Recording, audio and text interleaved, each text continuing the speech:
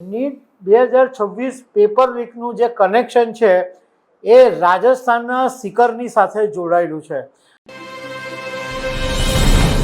NEET UG 2026ની પરીક્ષા રદ કરી દેવામાં આવી અને 22 લાખ વિદ્યાર્થીઓનું જે ભવિષ્ય છે એ જોખમમાં મુકાઈ ગયું.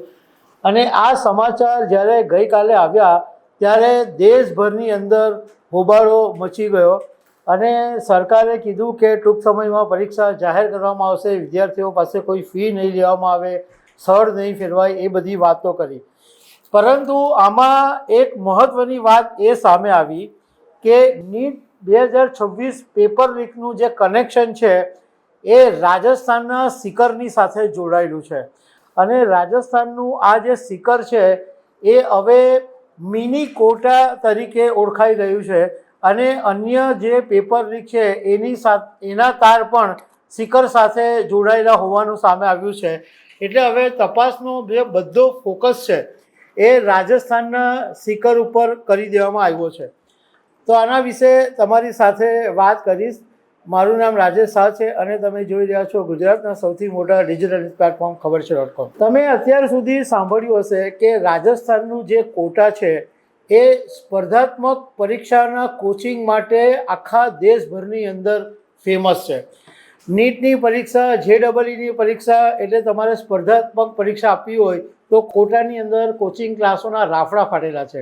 પરંતુ છેલ્લા કેટલાક વર્ષોની અંદર રાજસ્થાનનું આ સિકર છે એ પણ હવે મિની કોટા બની ગયું છે. એટલે ત્યાં પણ જે સ્પર્ધાત્મક પરીક્ષાઓના કોચિંગ ક્લાસો ત્યાં પણ ફૂટી નીકળ્યા છે. હવે નીટ 2026ની જે પરીક્ષા રદ કરવામાં આવી એમાં સિકરનો રોલ મુખ્ય છે એવું તપાસમાં સામે આવ્યું છે.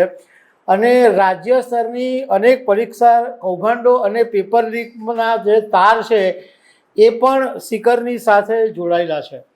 અને આ 2026નું જે પેપર રદ કરવામાં આવ્યું, જે પેપર લીક થયું એ પહેલીવાર નથી. આ પહેલાં પણ 2024ની નીટની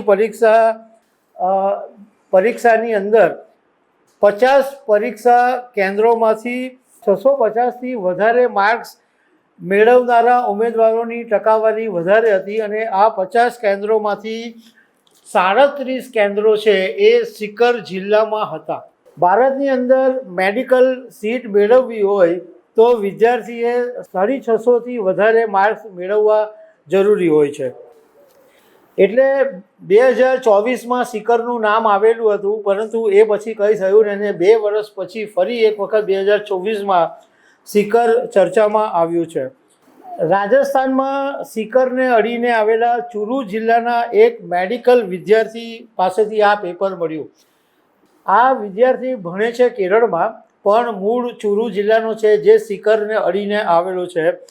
અને એના મોબાઈલ ઉપર આ જે નીટ 2026નું પેપર આવ્યું અને આ કેરળમાં મેડિકલનો અભ્યાસ કરતો આ વિદ્યાર્થી હતો. અને આ પેપર છે એ પછી 30,000થી 5 લાખ રૂપિયા સુધીમાં વેચાયું. અને જ્યારે રાજસ્થાનના SOG એ આ કેસની માહિતી મળીને તપાસ શરૂ કરી તો દહેરાદૂન, સિકર, ઝુંઝુનુ એમાંથી 13 શંકાસ્પદ લોકોની પૂછપરછ કરવામાં આવી અને એના પરથી આખી તપાસનું ફોકસ છે એ હવે સિકર ઉપર કરી દેવામાં આવ્યું છે. આની અંદર સવાલ એ મોટો ઊભો થાય છે કે 2024ના નીટના વિવાદ પછી તે વખતે તો આખી પરીક્ષા નહોતી રદ કરવામાં આવી, આ વખતે તો આખી પરીક્ષા રદ કરી દેવામાં આવી. પણ સરકાર અને સંબંધિત અધિકારીઓએ શા માટે કોઈ કાર્યવાહી નહીં કરી? તે વખતે જો બધો કડક કરી દેવામાં આવ્યો હતો, કડક સુરક્ષા કરી દેવામાં આવે છે, પેપર ફૂટે નહીં એવો ચુસ્ત બંદોબસ્ત ગોઠવી દેવામાં આવતો તો 2026માં આવું નહીં થશે. પણ 2024માં આટલું મોટું કૌભાંડ બહાર આવ્યું એમ છતાં પણ આ ફરીથી આવું જ 2026માં થયું. આમ તો જોવા જઈએ તો વર્ષ 2000થી આ જે સિકર છે એ મિની કોટાની અંદર ફેરવાયું અને દિલ્હીથી 300 કિલોમીટર દૂર, જયપુરથી 120 કિલોમીટર દૂર અને કોટાથી 370 કિલોમીટર દૂર સિકર આવેલું છે અને સિકર ફેમસ એટલા માટે થવા માંડ્યું કે ત્યાં આગળ સસ્તા વિકલ્પ તરીકે એ ઉભરો આવ્યો। હોસ્ટેલનો ખર્ચ ઓછો, ભણવાનો ખર્ચ ઓછો અને આ બધા કારણોને લીધે સિકર એકદમ ચર્ચામાં આવ્યું। અને બીજું કે ત્યાં આગળ જે શિખરમાં કાર્ય પદ્ધતિ એકદમ સરળ કરી દેવામાં આવી છે। વિદ્યાર્થીઓને પરીક્ષાના એક દિવસ પહેલાં મોક ટેસ્ટ માટે બોલાવવામાં આવે છે અને અનુમાન પેપર હોય કે અંદાજિત આવું પેપર આવશે અને એવા જ પ્રશ્નોની માત્ર તૈયારી કરાવવામાં આવે છે।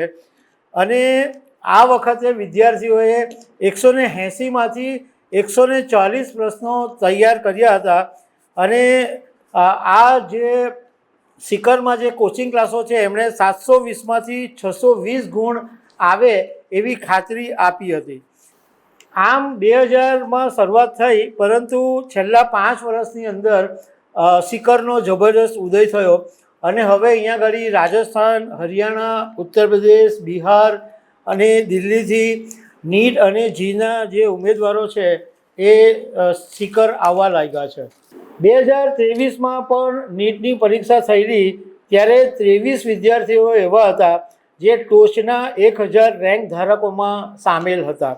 એટલે મિની કોટા તરીકે ઉભરું આવેલું સિકર હવે આ પેપર લીકની અંદર સુપરસ્ટાર થઈ ગયું છે, એકદમ ચર્ચામાં આવી ગયું છે અને હવે તપાસનો દોર છે એ બધો સિકર તરફ ગયો છે। તો દર્શક મિત્રો, આવી અનેક વાતો સાથે અમે તમને મળતા રહીશું। આભાર।